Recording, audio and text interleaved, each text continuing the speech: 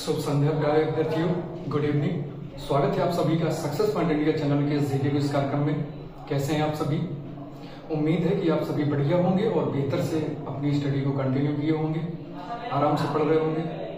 ठीक है, तो चलिए प्रारंभ करते हैं आज की इस क्लास को। सभी लोग आकर के जुड़ जाइए इस क्लास में। और ये जो क्लास है आपकी, आप सभी को पता है कि विविध एक दिवसीय प्रतियोगी परीक्षाओं पर आधारित प्रश्नों पर आधारित होती है क्लास, जो कि सभी अभ्यर्थियों के लिए, ठीक है, वो सभी अभ्यर्थियों के लिए अनिवार्य रूप से जरूरी है। ठीक है, हम कह सकते हैं एक तरीके से कि जीएस और जीके का कोई धर्म नहीं होता। अर्थात कहने का अभिप्राय यह है कि ये सभी परीक्षाओं में पूछे जाते हैं, चाहे वो आपकी जीएस हो, चाहे वो जीके हो। स्टैटिक जीके की बात करें या जीएस की बात करें तो ये आपका एक स्टैटिक पोर्शन है जो कि सभी परीक्षाओं में पूछा जाता है और हर एक टॉप एजुकेटर्स द्वारा सेम टू सेम ही पढ़ाया जाता है। ठीक है, तो चलिए बिना किसी देरी और विलंब के प्रारंभ करते हैं आज की इस क्लास को। और देखिए, आज की इस क्लास में आपके सामने पहला प्रश्न है कि किस देश ने सर्वप्रथम शून्य आधारित बजट पेश किया था। एमकिस 2019 ने पूछा कि किस देश ने सर्वप्रथम शून्य आधारित बजट पेश किया। भारत, जर्मनी, अमेरिका या फिर United kingdom. Bharat, America, Germany या फिर यूनाइटेड किंगडम। और प्यारे अभ्यर्थियों, बात करें कि किस देश ने सबसे पहले शून्य आधारित बजट पेश किया था, तो आपका सही उत्तर होगा प्यारे अभ्यर्थियों अमेरिका। सी ऑप्शन प्यारे अभ्यर्थियों आपका यहाँ पे बिल्कुल क्लियर होगा। सी ऑप्शन आपका सही है, अमेरिका। बात करें प्यारे अभ्यर्थियों तो अमेरिका ने पहली बार 1960 के दशक में शून्य आधारित बजट प्रणाली पेश की थी। शून्य आधारित जो बजट प्रणाली होती है प्यारे अभ्यर्थियों, ये एक ऐसी पद्धति होती है, एक ऐसी प्रणाली होती है जिसमें प्रत्येक नई अवधि के लिए सभी खर्चों को उचित ठहराया जाता है। ठीक है, इसमें प्रत्येक नई अवधि के लिए सभी खर्चों को मतलब क्या कहते सकते हैं कि उचित ठहराया जाता है। यह शून्य से शुरू होता है प्यारे अभ्यर्थियों, और किसी संगठन के भीतर प्रत्येक कार्य का उसकी आवश्यकताओं और लागतों के लिए विश्लेषण किया जाता है। ये कहलाती है आपकी शून्य आधारित बजट प्रणाली। और शून्य आधारित बजट प्रणाली सर्वप्रथम 1960 में आपके अमेरिका ने सबसे पहले पेश की थी अपने संसद में। क्लियर हो गया। बात करते हैं प्यारे अभ्यर्थियों अगले प्रश्न की। तो अगला प्रश्न है आपके सामने कि किस स्वतंत्रता सेनानी को भारतीय क्रांति की जननी कहा जाता है। किस स्वतंत्रता सेनानी को भारतीय क्रांति की जननी कहा जाता है। सरोजिनी नायडू, एनी बेसेंट, अरुणा आसफ अली या फिर मैडम भीकाजी कामा। और प्यारे अभ्यर्थियों, यहाँ पे अगर बात करें कि स्वतंत्रता की माता, स्वतंत्रता सेनानी की मतलब कि भारतीय क्रांति की जननी, भारतीय क्रांति की माता किसे कहा जाता है प्यारे अभ्यर्थियों। डी ऑप्शन आपका यहाँ पे प्यारे अभ्यर्थियों बिल्कुल सही होगा। बात करें मैडम भीकाजी कामा, मैडम भीकाजी कामा की बात करें प्यारे अभ्यर्थियों तो 22 अगस्त 1907 को किसी विदेशी धरती में भारतीय ध्वज फहराने वाली कोई अगर कोई व्यक्ति है, यानी कोई पहली महिला है, तो प्यारे अभ्यर्थियों वो है आपकी मैडम भीकाजी कामा। इन्होंने 22 अगस्त 1907 को जर्मनी में भारतीय ध्वज को सबसे पहले फहराया था। बात करें प्यारे अभ्यर्थियों तो महिलाओं की शिक्षा और अधिकारों की ये बहुत ही प्रबल समर्थक थी। साथ ही साथ भारतीय क्रांति की इन्हें माता भी कहा गया है प्यारे अभ्यर्थियों। भारत में उपनिवेशवाद और इंग्लैंड के खिलाफ ये हमेशा से रही हैं, इसीलिए इनके कार्यों को ध्यान में रखते हुए इन्हें भारतीय क्रांति की जननी कहा गया है। क्लियर हुआ। अगले प्रश्न पर आते हैं प्यारे अभ्यर्थियों। और अगला प्रश्न है आपके सामने कि भीमबेटका के जो शैलाश्रय है ये किस पर्वत की तलहटी में है। भीमबेटका के शैलाश्रय किस पर्वत की तलहटी में है। विंध्य श्रेणी, जास्कर श्रेणी, सतपुड़ा श्रेणी या फिर पीर पंजाल श्रेणी। और यहाँ पे प्यारे अभ्यर्थियों बात करें कि भीमबेटका के शैलाश्रय किस पर्वत श्रेणी पर स्थित है प्यारे अभ्यर्थियों, तो सही उत्तर होगा आपका विंध्य श्रेणी। विंध्य श्रेणी आपका प्यारे अभ्यर्थियों बिल्कुल सही होगा, यानी ए ऑप्शन आपका यहाँ पे प्यारे अभ्यर्थियों बिल्कुल सही होता है। बात करें विंध्य श्रेणी और भीमबेटका के शैलाश्रयों की, तो प्यारे अभ्यर्थियों जो भीमबेटका के शैलाश्रय हैं ये मध्य प्रदेश के रायसेन जिले में स्थित हैं। 2003 में इन्हें यूनेस्को की विश्व विरासत स्थल घोषित किया गया था प्यारे अभ्यर्थियों। बात करें भीमबेटका के गुफाओं की, तो भीमबेटका की गुफाओं की उनके शैलाश्रयों की जो खोज है ये आपके वीएस वाकड़कर महोदय ने की थी। 1975 में वीएस वाकड़कर महोदय ने इसकी खोज की थी प्यारे अभ्यर्थियों। दुनिया की अगर कोई सबसे पुरानी चित्रकारी मिलेगी, या हम यह कह सकें कि दुनिया की सबसे पुरानी पेंटिंग, तो दुनिया की सबसे पुरानी पेंटिंग प्यारे अभ्यर्थियों यही है आपकी भीमबेटका की चित्रकलाएं। पुरा पाषाण युग का जो पुरातात्विक स्थल था ये भी आपका भीमबेटका की गुफाओं को माना गया प्यारे अभ्यर्थियों। बात करते हैं अगले प्रश्न की। अगला प्रश्न प्यारे अभ्यर्थियों आपके समक्ष है कि भारतीय संविधान का कौन सा भाग और अनुच्छेद मौलिक कर्तव्यों से संबंधित है। एनटीपीसी 2022 ने पूछा प्यारे अभ्यर्थियों कि भारतीय संविधान का कौन सा भाग और अनुच्छेद मौलिक कर्तव्यों से संबंधित है। भाग 5A अनुच्छेद 52A, भाग 6A अनुच्छेद 51A, भाग 6A अनुच्छेद 53A, भाग 4A या फिर अनुच्छेद 51। अब प्यारे अभ्यर्थियों बात करते हैं कि भारतीय संविधान का कौन सा भाग और अनुच्छेद मौलिक कर्तव्यों से संबंधित है। प्यारे अभ्यर्थियों तो आपको पता होना चाहिए प्यारे अभ्यर्थियों कि भारतीय संविधान के भाग 4A में 51A के तहत, भाग 4A के अनुच्छेद 51A के तहत, यानी प्यारे अभ्यर्थियों आपका कौन सा ऑप्शन सही होगा? आपका ऑप्शन सही होगा डी। क्लियर है? बात करें प्यारे अभ्यर्थियों मौलिक कर्तव्यों की, तो मौलिक कर्तव्यों को संविधान में 42वें संशोधन के माध्यम से सरदार स्वर्ण सिंह की समिति की सिफारिश पर, सरदार स्वर्ण सिंह समिति की सिफारिश पर इन्हें जो है तो जोड़ा गया था प्यारे अभ्यर्थियों भारतीय संविधान के 42वें संशोधन के माध्यम से। बात करें प्यारे अभ्यर्थियों तो वर्तमान में मौलिक कर्तव्यों की संख्या 11 है। पहले तो 10 थी, लेकिन जो 11वां मौलिक कर्तव्य जो एक बाद में जुड़ा जो कि शिक्षा को लेकर के है, पिछली क्लास में हमने इस पर चर्चा की थी प्यारे अभ्यर्थियों। ये 11वां जो मौलिक कर्तव्य था ये 86वें संविधान संशोधन होता है जिसे कॉन्स्टिट्यूशनल अमेंडमेंट एक्ट के नाम से जानते हैं। इसे वर्ष 2002 में जोड़ा गया था प्यारे अभ्यर्थियों। यहाँ तक क्लियर हुआ? बात करते हैं प्यारे अभ्यर्थियों अगले प्रश्न की। तो अगला प्रश्न है आपके सामने कि आर्द्रता के स्तर को मापने के लिए किस उपकरण का प्रयोग किया जाता है। आर्द्रता के स्तर को मापने के लिए किस उपकरण का प्रयोग करेंगे? देखिए 10+2 2020 में पूछा गया इसे। हाइड्रोमीटर, हाइग्रोमीटर, गैल्वेनोमीटर या फिर फेदोमीटर, कौन सा ऑप्शन प्यारे अभ्यर्थियों सही होगा? और बात करें प्यारे अभ्यर्थियों आर्द्रता के अगर लेवल को मापना है तो हमें हाइड्रो नहीं, हमें हाइग्रोमीटर उपकरण की आवश्यकता पड़ती है। तो यानी कि हम कह सकते हैं कि आर्द्रता के अगर स्तर को मापना है, बी ऑप्शन आपका यहाँ पे सही होगा, यानी कि हाइग्रोमीटर उपकरण का यूज करेंगे प्यारे अभ्यर्थी को। बात करें तो देखिए वायुमंडल में उपस्थित जो अदृश्य जलवाष्प की मात्रा होती है, ध्यान से सुनिएगा इस डेफिनेशन को, कि वायुमंडल में उपस्थित जो अदृश्य जो जलवाष्प की मात्रा होती है इसे आर्द्रता कहते हैं प्यारे अभ्यर्थियों। ह्यूमिडिटी के नाम से भी जानते हैं इसे प्यारे अभ्यर्थियों। वायुमंडल में आर्द्रता को हाइग्रोमीटर का प्रयोग करते हैं मापने के लिए। ठीक है, वायुमंडल में जो आर्द्रता है इस आर्द्रता के लेवल को, इसके स्तर को मापने के लिए हाइग्रोमीटर का उपयोग किया जाता है प्यारे अभ्यर्थियों।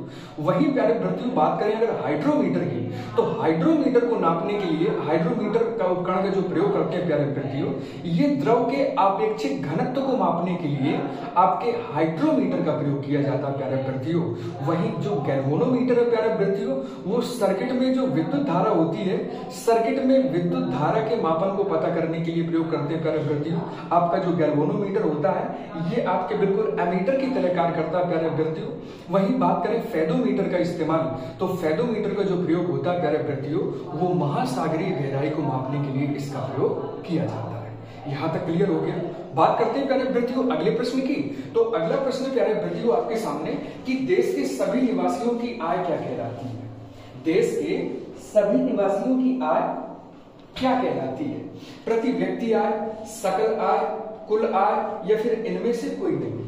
और बात करें प्यारे अभ्यर्थियों कि देश के सभी निवासियों की जो आय होती है उसे ही तो हम कुल आय के नाम से जानते हैं प्यारे अभ्यर्थियों।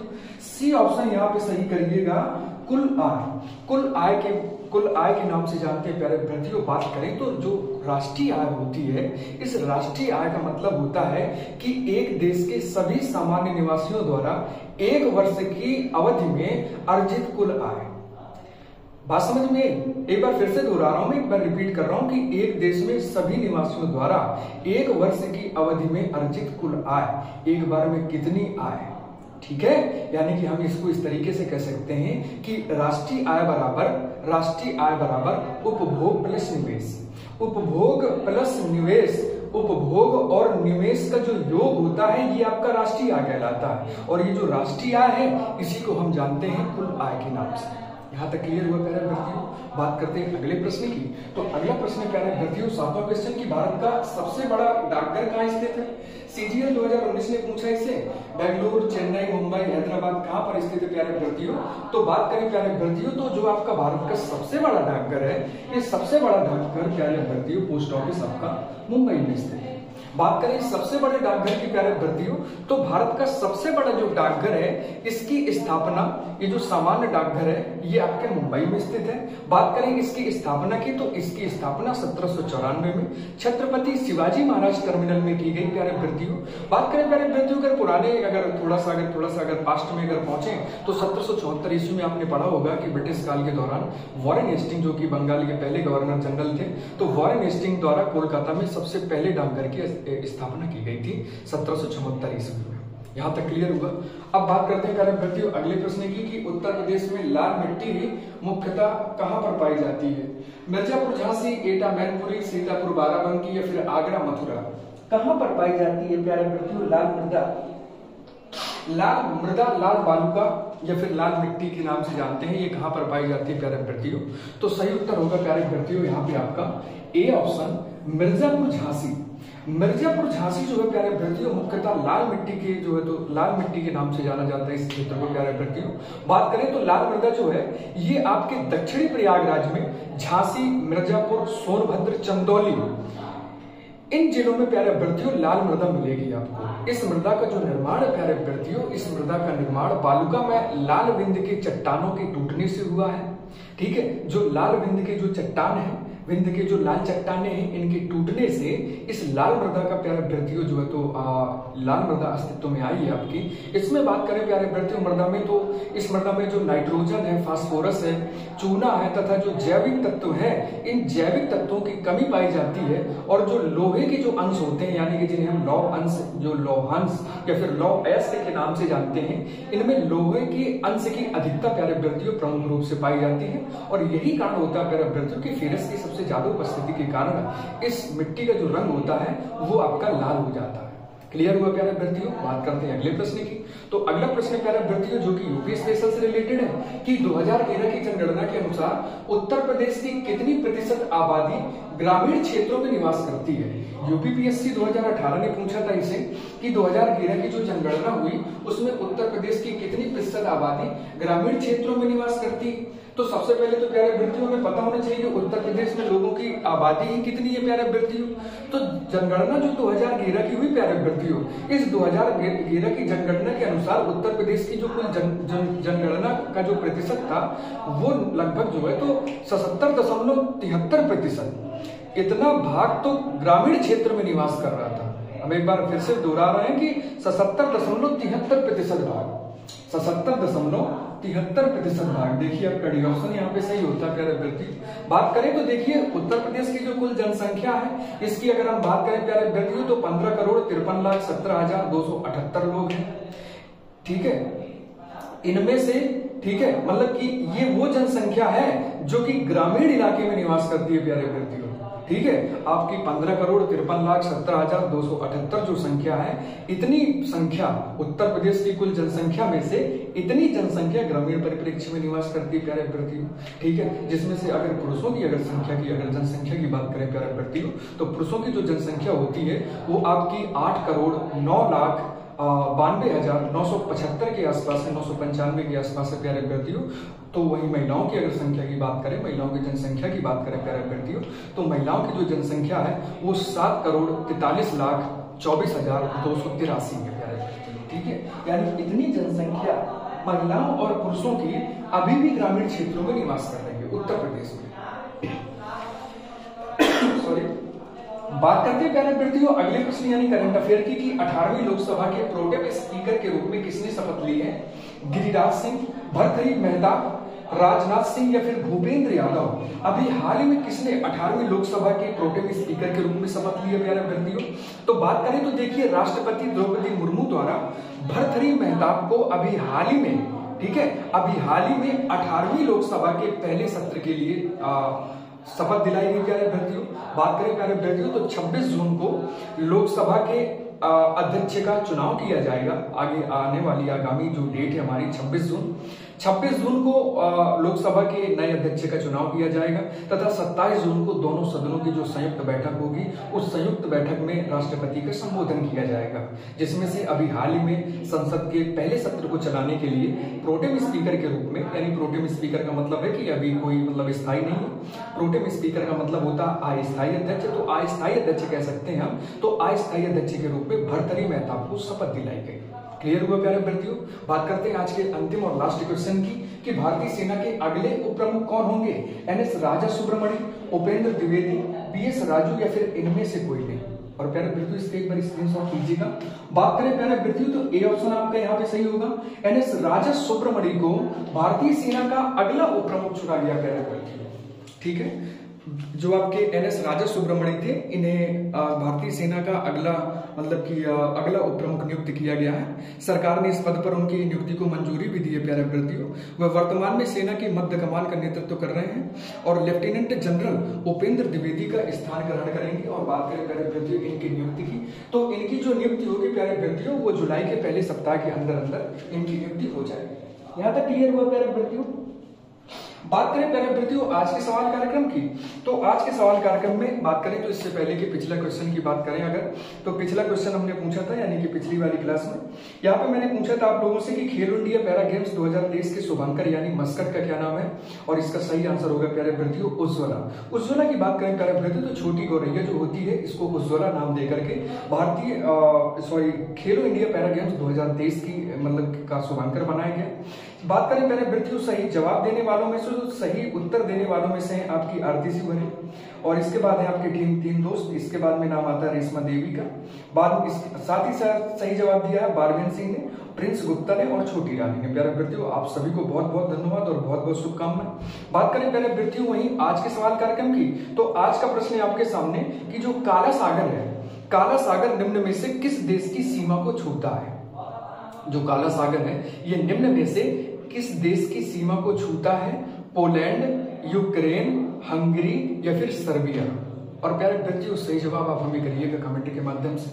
कल इसी क्लास में डिस्कस करेंगे आपके द्वारा दिए हुए सभी आंसर्स को। तब तक के लिए प्यारे विद्यार्थियों अपना ख्याल रखिएगा। मिलते हैं आपसे अगली क्लास में, तब तक के लिए धन्यवाद, नमस्कार, जय हिंद, शुभ रात्रि।